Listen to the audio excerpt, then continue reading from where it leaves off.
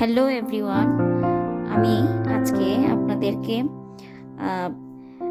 ঘরে থাকা ফল দিয়ে ফুড কালার তৈরি করে দেখাবো এবং সেই ফুড কালার দিয়ে আপনাদেরকে রেসিপি বানিয়ে দেখাবো। আমার বাসায় ছিল ড্রাগন ফল ছিল এবং ডালিম ছিল, এবং এই দুটোই আমার মেয়ে মানে পারিসার দাদা বাড়ির গাছের, আমার শ্বশুর বাড়ির গাছের গ্রামের গাছ থেকে পেরে আনা। তো গেছিলাম ড্রাগন ফল দিয়ে আসলে ফুড কালার বানাবো। তো গিয়ে দেখলাম ড্রাগন ফলটা আসলে গাছের, তো এটা একটু নষ্ট হয়ে গেছে। তারপরে দেখলাম একটা আনার আছে, আনারেরও কিছুটা অংশ নষ্ট হয়ে গেছে। তো বাকি অংশটা যেটুকু ছিল এই কয়েকটা দানা আমি নিয়েছি এবং সেটা দিয়ে আমি স্বাস্থ্যসম্মত ফুড কালার তৈরি করব। যেহেতু বিকেলবেলার নাস্তাটা আমার ছোট মেয়ে খাবে, ছোট বাচ্চা, তার বয়স 3 বছর। তো সেই জন্য আমি একটু চেষ্টা করলাম যে একটু হেলদি কিছু করার। তো হেলদির মধ্যে আমি পাটিসাপটা বানাবো। সে আসলে আজকে ইউটিউবে দেখেছিল যে সুন্দরী পাটিসাপটাটা দেখে তার খুব পছন্দ হয়েছিল, তো বললো যে আমাকে বানিয়ে দেওয়ার জন্য। তো বানিয়ে দিলাম। এখন চিন্তা করলাম যে এটার মধ্যে যে কালার, আমি যদি বাজারের কিনা ফুড কালারটা ইউজ করি তো সেটা তার জন্য খুব একটা স্বাস্থ্যসম্মত হবে না। আর সে একটু কালার পছন্দ করে বেশি, লাল রং তার খুবই পছন্দ। মানে খাবারের মধ্যে যদি একটু ফুড কালার দেওয়া যায় তাহলে সে মানে খুবই অনায়াসে খেয়ে ফেলে, কারণ সে পছন্দ করে। তো আমি ভাবলাম যে এরকমভাবে যদি কালার খেতে থাকে তাহলে তো মেয়ে অসুস্থ হয়ে যাবে এক সময়, কারণ কালারগুলো তো যেমনই বলেন ডাক্তাররা শুনছি যে বলে যে ভালো না।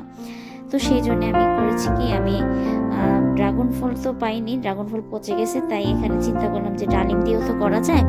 আমি ডালিম দিয়ে এরকমভাবে ডালিমের রসটাকে চিপে নিয়েছি। ভিউয়ার্স, কখনোই আপনারা এটা ব্লেন্ডারে করতে যাবেন না, কারণ বিচি মিশে যাবে, এটার যে বিচিটা থাকে। তো এরকমভাবে রসটা নিয়ে আমি এটার সাথে একটু ভ্যানিলা এসেন্স মিশিয়ে দিয়েছি। আর দিয়ে এটাকে সকালে বানিয়ে রেখে গিয়েছিলাম টেস্ট করার জন্য যেটা নষ্ট হয় কিনা। ফ্রিজে রেখে গেছি, কালারটা নষ্ট হয়নি। আর বিকালে এসে এখানে আমি প্রথমে এখন দেখেন পাটিসাপটাটা বানাবো। পাটিসাপটাটা হচ্ছে জামাই পাটিসাপটাও বলতে পারেন, সুন্দরী পাটিসাপটাও বলতে পারেন, আবার বিন্দি পাটিসাপটাও বলতে পারেন, কারণ এটা দেখতে খুবই সুন্দর। এটা কেন বলছি, এটা রেসিপি শেষ করার পরে বলবো যে বিন্দি কেন বলছি। তো এখানে প্রথমে আমি পুরটা বানিয়ে নিচ্ছি। পুরের মধ্যেও আমি গরুর দুধ দিয়েছি, খাঁটি গরুর দুধ। এটাকে একটু ঘন করে নিয়েছি, সাথে একটু গুঁড়া দুধও দিয়েছি, আর দিয়েছি একটু সুজি আর চিনি। সুজিটা বাচ্চাদের খাওয়ার জন্য ভালো, সেই জন্য দিয়ে এরকমভাবে ঘন করে নেড়ে ঠান্ডা করে রেখে দিয়েছি। ঠান্ডা হওয়ার পর এটা একদম ময়ানের মতো হয়ে গিয়েছিল, ক্ষীরটা রেডি হয়ে গিয়েছিল। তো ক্ষীরটা রেখে বানিয়ে আমি সাইডে করে রেখেছি। তো এখানে নিয়ে নিলাম 1 কাপ ময়দা খামিরের জন্য, যে ডোটা হবে। তো ময়দা দিয়ে তারপরে এখানে চিনি দিলাম। ময়দা দিয়েছি আমি 1 কাপ পরিমাণ ময়দা দিয়েছি, আর এতে আমি চিনিটা কম দিয়েছি, 1/3 কাপ দিয়েছি। পানিটা পরিমাণ মতো আপনারা মিশাবেন। আর যেহেতু পাটিসাপটা আমরা সবাই জানি পাটিসাপটার ডো কীভাবে করতে হয়, তাও আমি এটা শেয়ার করেছি, কারণ ফুড কালারটা দিয়ে আমি কিভাবে বানাবো, যেহেতু ক্ষীরের পাটিসাপটা, এটা ফুড কালার দিয়ে হয় কি না, তাও ফলের রসের ফুড কালার, সেটা বুঝতে হবে। সেই জন্য আপনাদেরকে ভিডিওটা আমি শেয়ার করলাম রেসিপি দিয়ে।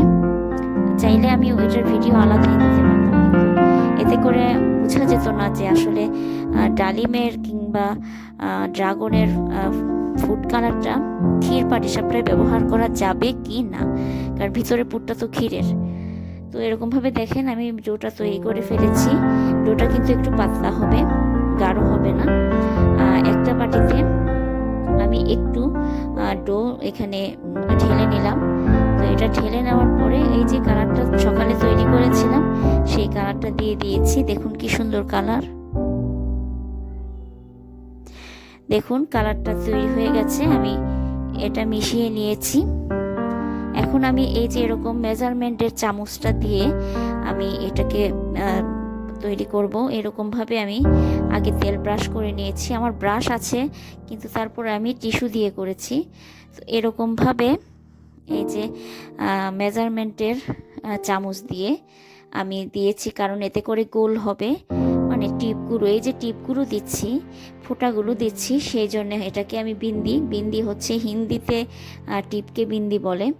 তো এই জন্যে বললাম যে এটা বিন্দি পাটিসাপটাও বলতে পারেন, জামাই পাটিসাপটা বলতে পারেন, আবার সুন্দরী পাটিসাপটাও বলা যেতে পারে। কারণ এত সুন্দর লাল রং আপনারা দেখতে পারবেন এটা তৈরি হওয়ার পর। তো এরকমভাবে দেখেন, এগুলাকে আমি এরকমভাবে দিয়েছি প্যানের মধ্যে। দেওয়ার পরে দেখবেন এগুলো যখন কিনার থেকে একটু শক্ত হয়ে যায়, তখন আপনারা এরকমভাবে পাতলা খামিরটা এটার উপরে দিয়ে একটু ছড়িয়ে নেবেন। আমি আস্তে আস্তে এটাকে ছড়িয়ে নিয়েছি।